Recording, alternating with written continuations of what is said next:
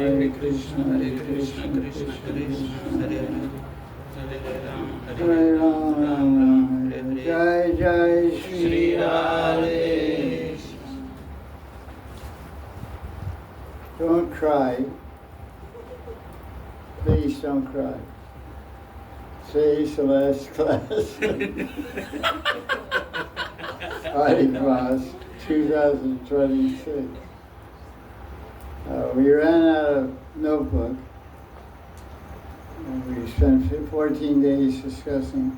So I'm going to, I'm going to read an article that we published last month, put on Facebook. It's called Rada and Manjaris Loving Exchanges. We collected some verses from different famous shastras like Rada Rasa, Nidhi, Vilavkas Manjari, Vrindavan Mayamamita, to describe the exchanges. So we have an introduction here. We'll stop along the way and discuss and ask questions also, like interactive type class. In Bhakti Rasamrita Sindhu, Rupa Goswami says, sometimes two or more rasas appear mixed together in one devotee. Here's an example. Uddhava has two rasas. Anyone know? Sakhirasa and Dasirasa. Dasirasa and Sakhirasa. Sakhirasa because he's about the same age as Krishna, same color, and he's a cousin of Krishna because his father is a brother of Vasudeva. So they're friends by relationship, they're automatically friends. But Uddhava knows the tattva, knows the philosophy, and knows that Krishna is Bhagavan, the absolute truth, Swayam Bhagavan. So he has a mood of servitude and dasya. When is the last time Uddhava met Krishna? When and where? In the Prabhasi Kshetra. Yeah, when Krishna was winding up his Prakat leela in the material world, he went to some place outside of Dwarka. It's on the mainland of India? Or? Yes, near Somnath temple. That's okay, it's near on the mainland of India, because Dwarka is some kind of island on the tip there. Sometimes it says it's an island, sometimes it says on the west coast of India. I mean the east coast, west coast. And anyway, he went there. It's near Somnath temple. Somnath temple is a famous Shiva temple. He went there to give up his body, and there's a whole pastime about hunter shot his foot and all that stuff. But before Krishna became apricot, invisible on this planet, he met with Uddhava. And there he taught Uddhava Gita, I would assume. Uddhava Gita is the majority of the contents of the 11th canto. The 11th canto begins with teachings of the Navayogendras to Nimi Maharaj, to King Nimi by the Navayogendras, Kavi Yogendra, what is someone? Pipalada? No. Pipalada, Kavi Yogendra was? Havi Yogendra. Shamasa Kavi. Kavi means poet, sage, rishi. So they all taught this King Nimi about spiritual life and self-realization and bhakti. And that's the first 10 or so chapters, 11th canto. The balance of 25 chapters or so, 11th canto, is Krishna teaching Uddhava. So it's called Uddhava Gita. It should be called Bhagavad Gita, but Krishna already published a book with that name. His teachings to Arjuna are called Bhagavad Gita. It could be called Arjuna Gita also, but it's not. So he already had that title copyrighted. So he made it Uddhava. It's Srimad Bhagavatam, but everywhere it's commonly known as Uddhava Gita. So this Uddhava is in the mood of dasya. Let's go on now. Uddhava has what are the rasas of Balaram? Vatsal, parental, elder Yeah. brother, and das. What did it say? I hear all of it. What did you say? Vatsalya, Sakya. And Dasya. Yeah, das. There's three, Radha and three rasas mixed together. Dasya like a servant, Vatsalya like a mother and father. Because even Nanda Maharaj tells Balaram to protect Krishna. Protection is mother and father business. Watch out for demons, protect him, make sure he comes home on time, make sure he takes his lunch. All these instructions are given to Balaram, like a mother controlling her child. Old gopis. We have any old gopis here? No, all young gopis. Anyway, old gopis have Vatsalya mixed with Sakya. I guess it's called Sakya. I don't know. In this way, the mixture of rasas, which is called by Rupa Goswami Bhava Mishranam, because Mishra means mixture, mixture of bhavas, Vatsalya Bhav, Sakya Bhav, Dasya Bhav, is found in other devotees also. Bhakti Rasamrita Sindhu, Part 3, Chapter 4, verse 80 through 84. Now, that's an introduction to get the idea what we're going to talk about. And what we're going to talk about, because you forgot. What's the title of this lecture? Radharani and her manjaris and their loving deeds. Rada and Mandris loving exchanges. So exchanges are all based on rati or rasas. Now we begin. In Srimati Radharani, one sees a mixture of three rasas. What are they? Madhurrati, Madhurati, amorous love for Krishna. Vatsalyarati, Vatsalyarati, Sakyarati. Sakyarati. Vatsalyarati. Who's her kid? Krishna. She doesn't have any kids, but she has the bhav of a mother. In Srimati Radharani, one sees a mixture of three rasas. Madhur, Vatsalya, and Sakya, which means Sakya, friendly ras with her Sakhis. Radha is the super excellent, topmost lover of Krishna. This is Madhurati, Madhur Ras. And she's the best possible friend to all the Sakhis, Sakya Ras. And she's the most kind, caring, and compassionate mother, Vatsaras, to millions of manjaris. We don't call her mother though. We call her Swamini, Ishwari, Srimati, Devi. Manjaris will call her only Srimati. Oh Srimati, oh Ishwari, oh Devi, oh Swamini, oh Praneshwari, oh Yuteshwari, I don't know how to say Yuteshwari, oh Vrindavaneshwari. Although Rasa Shastras say Vatsalya Ras is not compatible with Madhurya Ras, it's funny.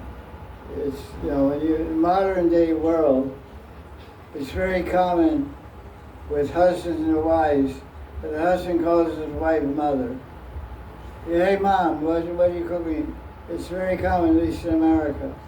After they're married a few years, the guy gets a little crazy or something. He starts seeing his wife as mother, I don't know. So there's a kind of perverted, crazy, inverted idea of Madhura mixed with Vatsalya, because it's not compatible. It's not compatible for the husband to call the wife mother. That's crazy. That's what I'm trying to say. So Rasa Shastra also says that. What does it say? Madhurrati and Vatsalyarati are not compatible. Right. Thank you. But you're asking a question? No, he said but, so I put my hand down like this. I saw it. Well, you have a question? No, I was just thinking, isn't the rasa bas is if those two moods are on the same object of affection? Radha has Madhurya for Krishna, but parental for Manjaris, so there's no conflict. Yeah, but maybe. I think it has to be on one object to be a conflict. Not exactly. That's just. But Thank you for my lead in. But thank you. But Rada Sudanini, 8 verse 18 says, Vatsalya Sindur.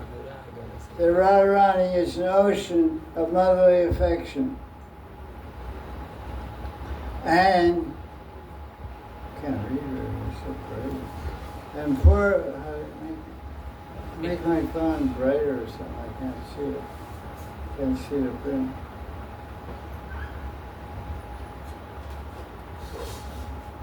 Oh yeah. Thank you. Okay, let's and Puru Kripa Vatsalya Sar Amudi. Vatsalya Sar Amudi. Radharani is the ocean of the essence of the most magnanimous motherly affection. Radha Suniti 136. Radha is full of motherly affection for her millions of dasis. Koti Dasi Vatsalya. Radha Suniti 189. It is well known that Radharani gives the greatest amorous bliss to Krishna. But Radha also treats Krishna with, quote, motherly affection. Yeah. How? By feeding. By cooking for and feeding Krishna throughout the day and night. Yeah. What else? chastising him? Yeah, but that's in connection with Mother Rasa. Some other reason, what are some other examples of how Radharani displays Vatsalya, motherly affection towards Decorating Krishna? him. Dressing him, okay, we can say that. Also feeds him directly. Feeds him directly. Feeds him, yeah, feeds him She directly. eats something, Yeah. he begs for it from her mouth. What's another thing? What she said? Praise for his good health to Suryadev. Who said that? Who's your guru? Here, who is sitting? That's a good answer. Yeah. 1 point for our team. Good answer, thank you. She prays for his protection. What does every Indian house mother do? She goes to Shiva and says, please protect my kids. Please get them to a school in Australia. Get them admitted to a school. Get them admitted to a school in Germany. She prays to Durga. She prays to Ganapati. She goes to Siddhi Vinayak in Bombay. Does big puja. Offers a bunch of laddus. So Radharani is doing the same thing. What's she praying to Suryadev? For good health of Krishna. She's praying to Suryadev for good health of Krishna. But how does Krishna get good health? For cooking. Yeah, I like that, but there's something more rustic in that. Yeah. By being with Radharani. So Radharani prays to Suryadev. Oh Suryadev, Krishna, in order for Krishna to be healthy, because Surya, you're the god of health, so please make an arrangement so Krishna can meet with me, because I am the source of his health. Got it? Oh Suryadev, please make Krishna healthy. Remove all obstacles and impediments so I can meet him, because that'll really make him healthy. So what they say, life without Love is not worth living. Thank you. Thank you. Thank you for the emphasis, dramatic emphasis also. He's a future guru, so he's practicing. He's born a guru. Actually. Brahmins are born gurus. Anyway, Radha, so she's cooking and feeding Krishna throughout the day and night. Radha also shows incomparable motherly affection toward her manjaris. Well, this is kind of introduction. You got the manjaris. By always keeping them by her side and giving. I was trying to jump out in the veranda today. This bird was going woo woo, like making really nice sound. I was where is it? I was just, well, I like it, so I'll just keep saying job and listen to it. You know, inattentive job, the usual type. It was a really beautiful sound. I said, I'm attracted. I'm enchanted by that sound. I want to see who's making that sweet bird sound. So I turned, looked in the street. The guy was sitting on that ledge looking at me. So I think he was a personification of inattentive Japa. He was trying to distract me from my job, and it was a very nice distraction. So I turned and looked at him and he said, bye, and he flew away. It was so sweet, so personal, so human-like. That's Vrindavan. These kind of things are, who is it really? Who was it really? Was it my guru? Yeah. Oh, there he is again, shining attentively. Let me test him. Let me see if he absorbed. Yeah, let me see. Does he get absorbed in the holy name, Namachintamani, or is he distracted by my sweet singing? I'll come back later. Come back next life. See if he figures it out. Radharani's always keeping manjaris by her side and always giving manjaris her personal dresses. What's that called? Radhi Prasad Vesh, Prasad Vasan. Usually we say Vesh. The Vasan can also be used. There's a verse like that also. We'll hear all about that. She gives her ornaments, her flower malas, her tambul, her prasad, and you'll find examples of that following. When Radhika sweetly smiles at her manjaris with motherly love, they feel very happy and blessed. Here's a verse.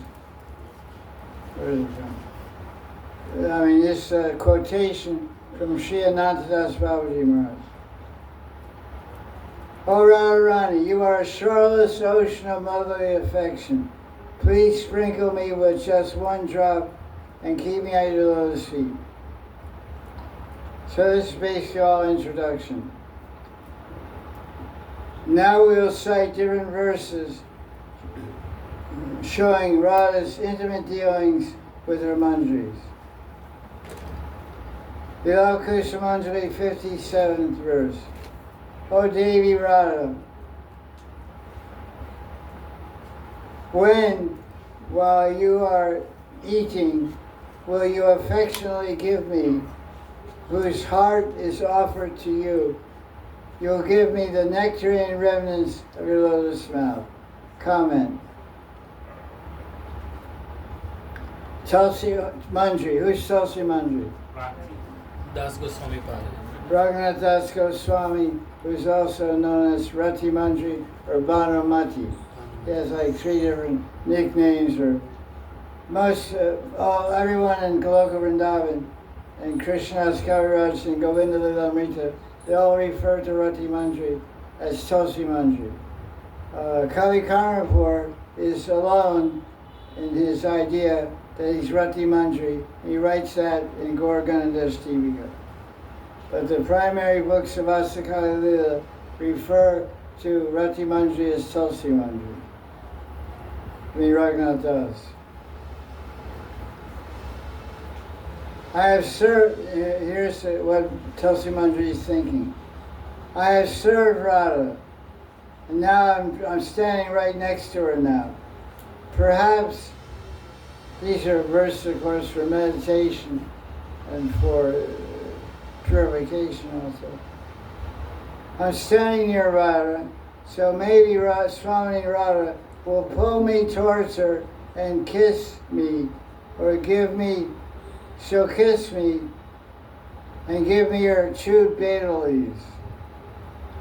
So that's why this title of this article is called what? Radharani and Manjaris and their loving exchanges. Intimate, isn't it? Loving exchange. Loving exchange, okay. Excuse me. Loving exchange. Yeah, I was debating whether to call it intimate, but that sounds too much like man and woman kind of thing. So I changed it to loving. You know, you gotta think a lot about word choice and stuff. Which I do when I write articles, but I don't when I make conversation. That's, I'm a little slower when I'm writing than when I'm speaking. That's art.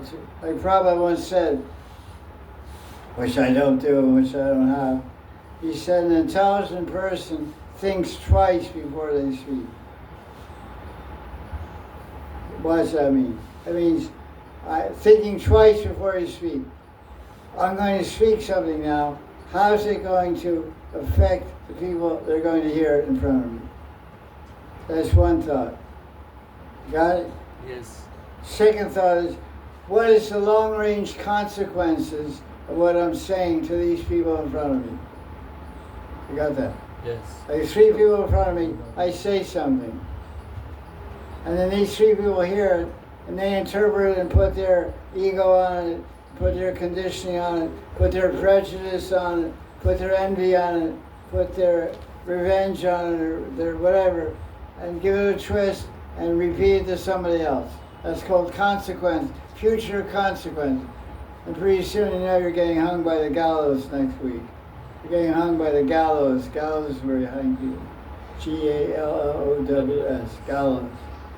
So Prabhupada said you should think, intelligent person thinks twice before they speak. I know that quote, but unfortunately I don't practice. It's easier said than done, but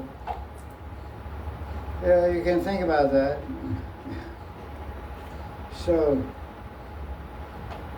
Radharani knows what Tulsi's thinking.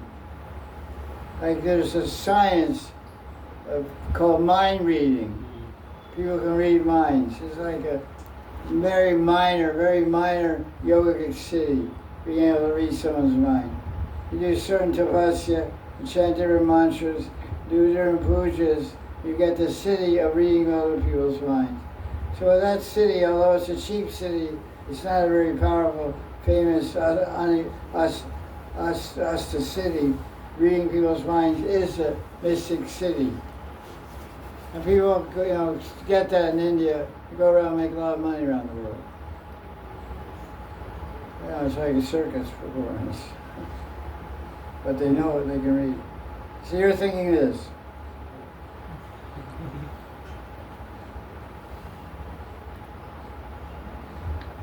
So Radharani knows Tulsi's mind, so she calls Tulsi next to her and secretly gives her prasad, her remnants. Why?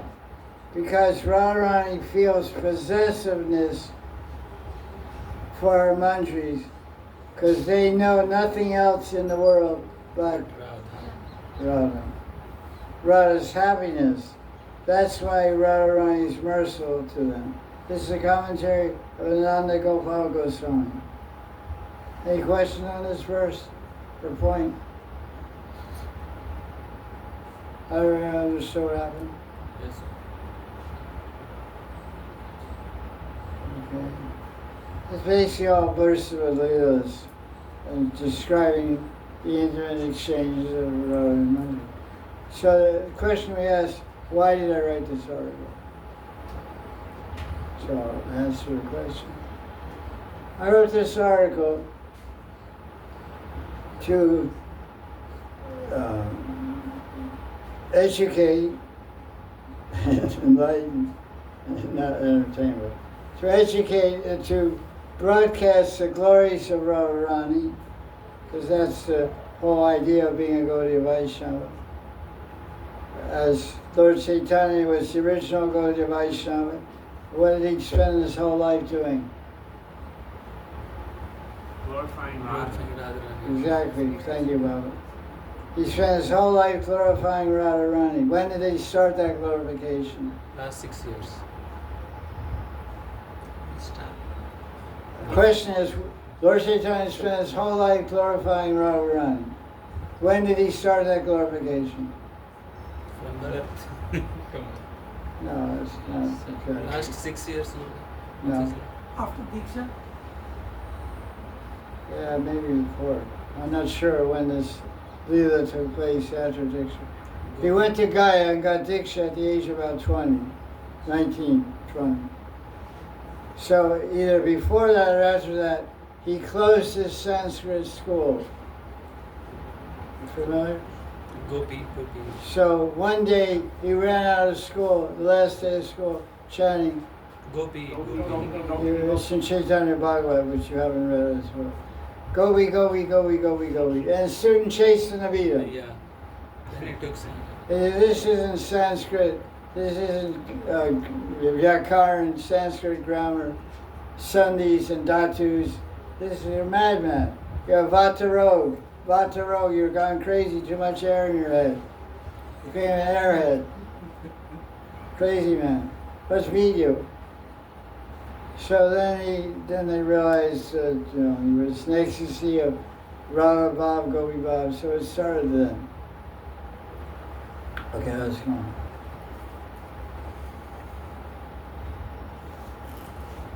This is Beloved Manjari, verse 82.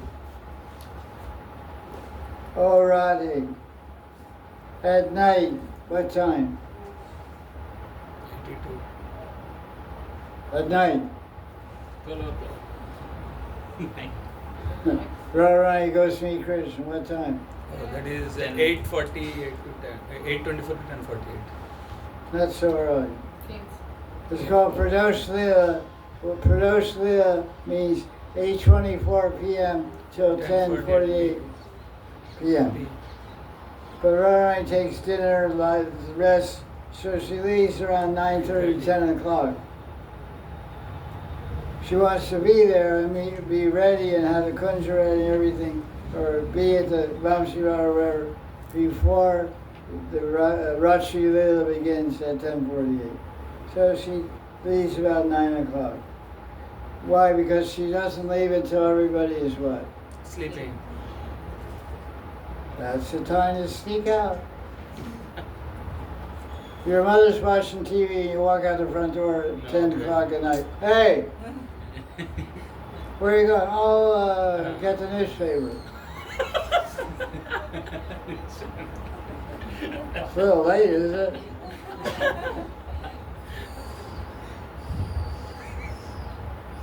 So this is verse 82 of Kusha Manjari. Tulsi Manjari is saying, O Radha, at night, when you quickly run to meet Krishna on Abhisar, at that time she's called an Abhisar Nayaka, a heroine that runs out for a love journey to meet her beloved.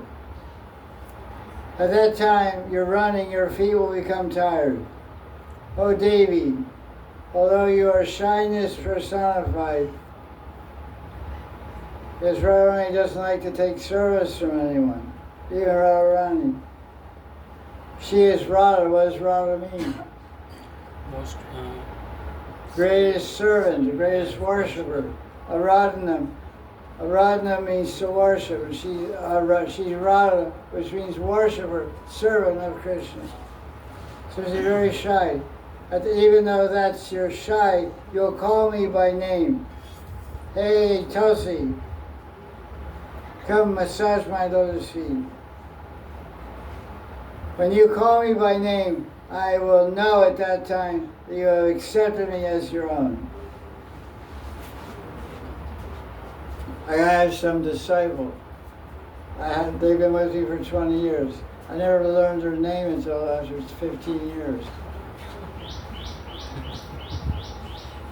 I didn't know their name. I knew it on writing, but whenever I see them, I would call them one thing, Kushbu, or I don't know, Sarabi or whatever. And finally I learned the name. It was too late then. But they still had faith. So I changed the name, so something I can remember. The problem with the name was, I had a friend in Bombay with the same name. He was a boy. She's a girl. They both had the same name. So like, well, my mind couldn't accept it. This is a masculine name. This is a boy's name. Like some girls are named Sam. Sam. The girl's named Sam. West. Sam is like Sam the Sham, you know. It's a boy's name, you know. Finally I learned. And she's right there, Manjari, okay. She's very tolerant, very patient. Hey, Kushbu. What's Kushbu mean? Fragrance. Fragrance. Oh, Kushra. Oh, that's different. Kushra is I know you have accepted me. So, comment by, guess who?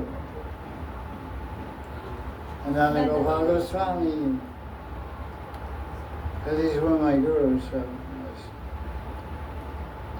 Radha's Avisar love journey is very passionate. What does that mean? She's very restless and she wants to meet Krishna. Her heart is pounding 1,000 beats a minute. Yeah. She's perspiring. She's like, she's going crazy, wants to meet Krishna. You have to get in. It's very important. Every word paints a picture of the person it's describing. So what is the painting? What painting comes to your mind when you see Radharani described on Abhisara Nayika? It's very passionate. Because you can walk on love journey, you can run on love journey. You know. She's very passionate. She runs like with a fury. Very passionate, very forceful. Nothing can stop its course. What is the cause of all this power? Attachment to Krishna. Yeah, right. The cause of all this power Radharani is showing is her strong attraction to Krishna's sweet form. Like say you're hungry, really hungry. And I say, 200 meters out in that field, there's a 5-kilo glovesman. Yes. 5-kilo glovesman. All juicy, sitting in a big pot with juice. How fast you run? 2 seconds. 2 seconds. So Krishna is like a sweet glovesman. He's Madhurya Rupam, Madhurya Premam, Madhurya Rupa, Prema, Leelam, and Venam. So Radharani wants to taste that sweetness.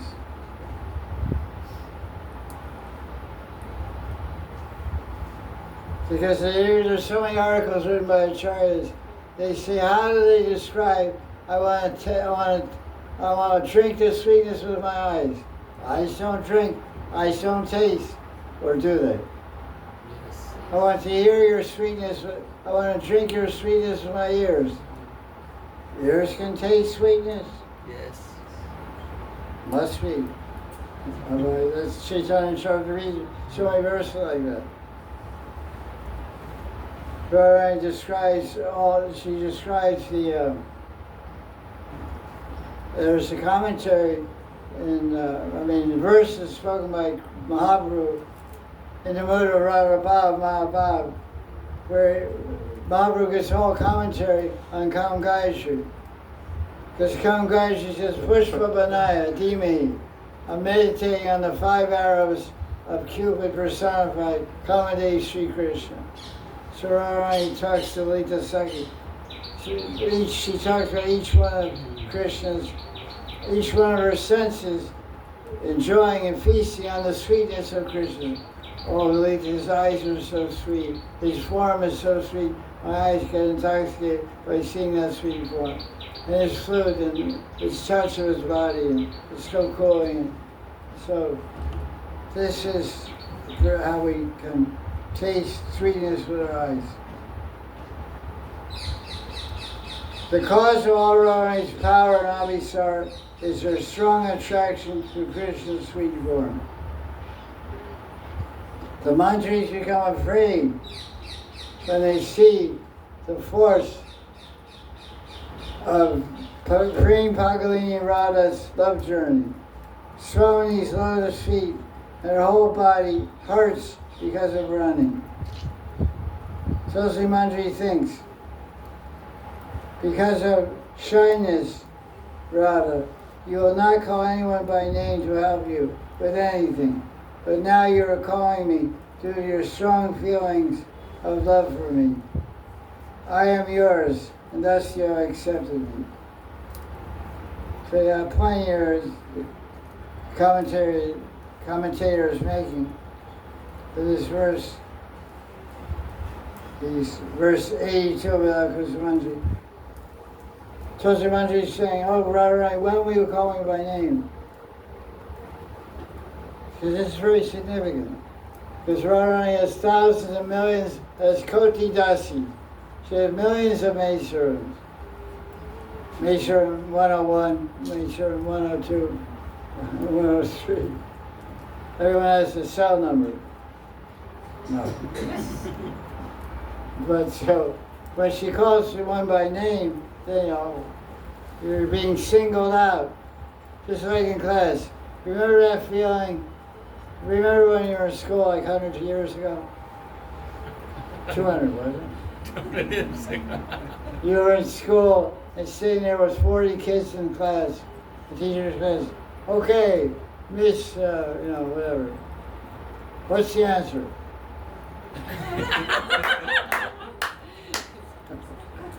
You become a turtle all of a sudden. You become Kurma Avatar. Your head goes into your neck, you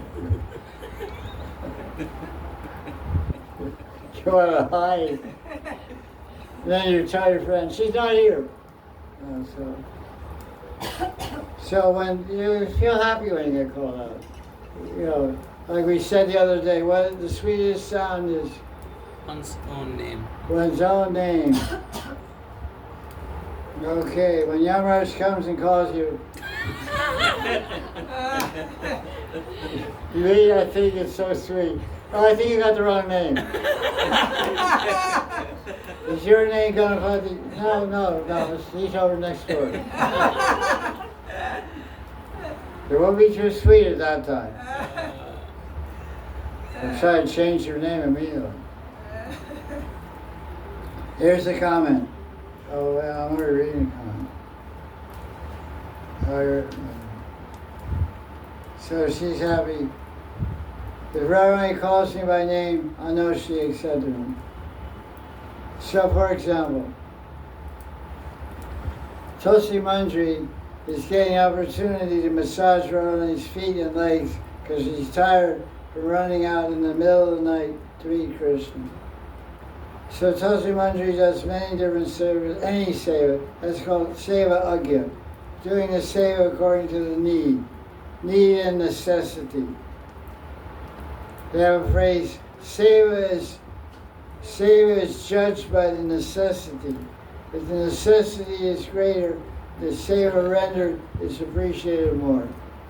If I'm dying of thirst in the desert, and someone comes out of nowhere in a helicopter and lands in front of me and offers me water, that's a very necessary seva. So seva is judged by its necessity. So you'll be so grateful to that person, you'll never forget them because they saved your life.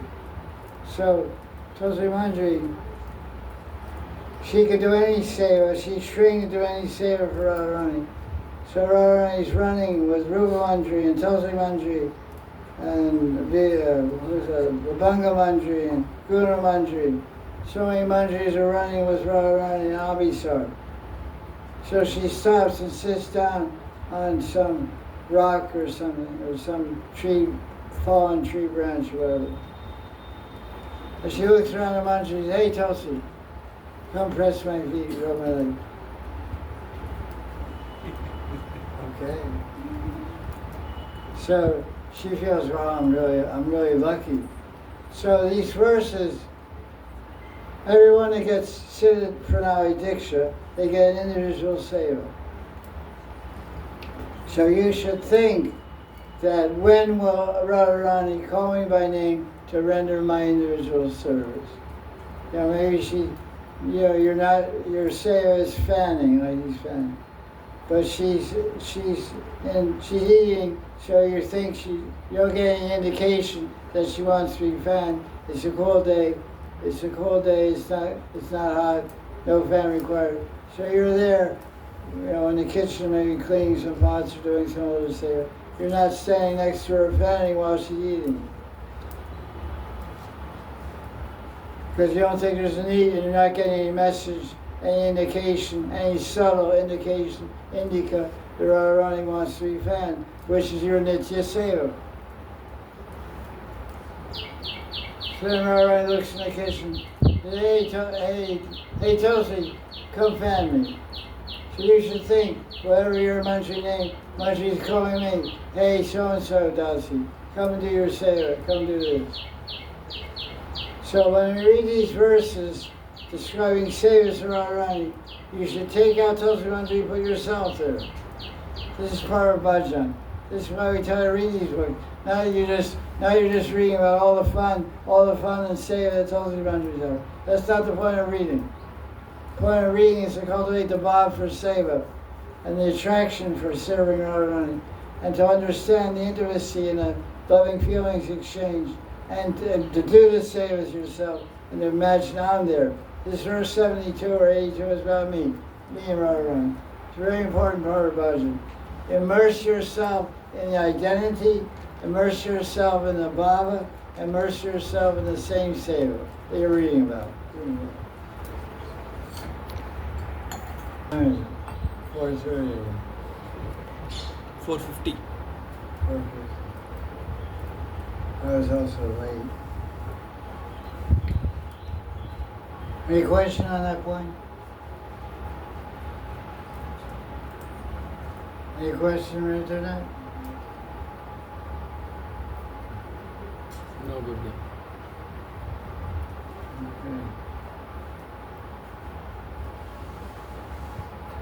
Vyakusa Manjari, verse 89. O Radha, when will you shyly take me away from your Sakhis to a cave of Govardhan and teach me beautiful songs in different tunes, also in the purport of me? I have a painting of that in my room. This comment by Gopal Goswami. Nanda Gopal.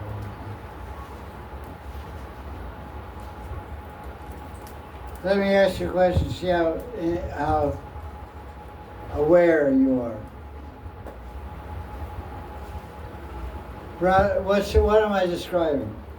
First of all, someone tell me what I'm describing just in this verse. Not you.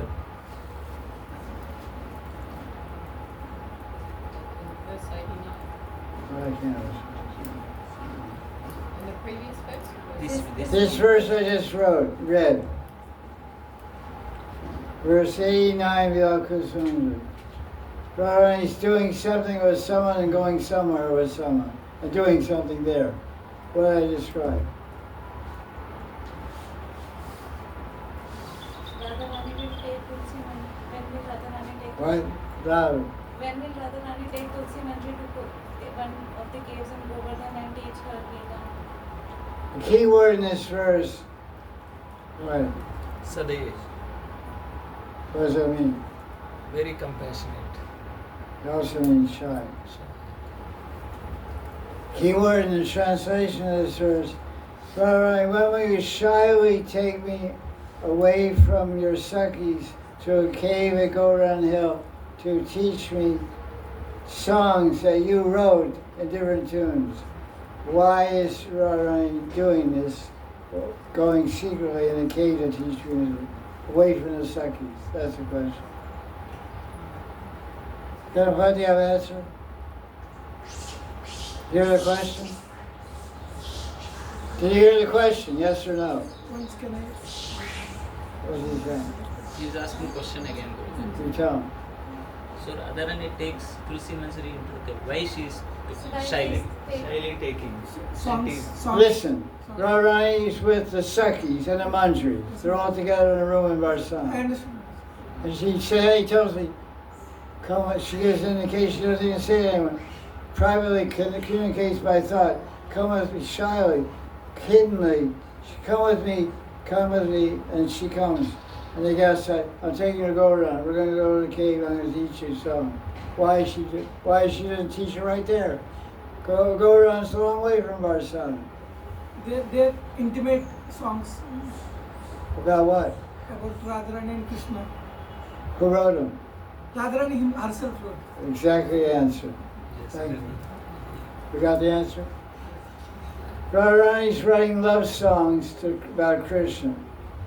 And she's shy about that. She doesn't like to announce or pronounce her love in front of all the Sakis. And she can't teach Tulsi Manjari. With great trouble, she walks from Barsana to Govardhan. It's like 10 kilometers to a cave to teach Tulsi Manjari songs, love songs, that Tulsi Manjari will sing when Krishna and Radharani are alone together. It's very sweet. So imagine you're there in the cave, you're learning Veena and you're learning songs. I very much like this verse. So I had Yugal Priya, Russian artist from Vrindavan, paint this picture of a manjari in a cave learning Veena and singing Radharani. Because I wanted to have that experience myself. I can't sing, but I would love to. I have a great desire to sing, but I can't sing. I don't have that ability. So now comment on this. Radharani's songs cannot be taught in the presence. He's going to visit Bhagavati. That's our back door, private door.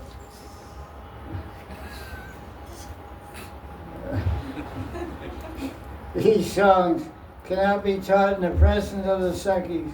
Why? Because they're about Radha Shyam's intimacies. So here's when Tulsi Manjari sings the songs that she learned from Radharani in a cave at Govardhan. One day while playing in a kunja, Shyam faints out of ecstasy. No matter what Radharani does, she can't revive Krishna. On the veranda outside the kunja, Tulsi Manjari starts singing a love song that Radharani taught her. This is called Nibritani Kunj. Nibritani Kunj means extremely confidential, so confidential even manjaris are not even there. They may be fanning, but they're outside the kunja on the veranda pulling a vine connected to a flower fan or cloth fan. The vine goes up like a pulley system, comes down. The fan is over the flower bed. So Tulsi Manjari is outside the kunja leaning on the wall. Like any good dasi or das. But if you're not doing seva, you usually. So I don't know what she's doing. Anyway, probably not. So Radharani can't revive Krishna. On the outside, on the veranda outside the kunja, Tulsi Manjari starts singing a love song that Radharani taught her. Why is Tulsi Manjari start singing a song? To revive Krishna. How does she know Krishna knocked out? She's speaking. She's peeking. Peeking Tom. Peeking Manjari. She's peeking through the kunj and she sees that Radharani knocks out Krishna. Ananga Kachodia. Hearing about Radha's sweetness, Shyam wakes up, opens his eyes, and continues the love play. So we'll continue in Kartik with the rest of this and other things. Jai Jai Shri Radhe.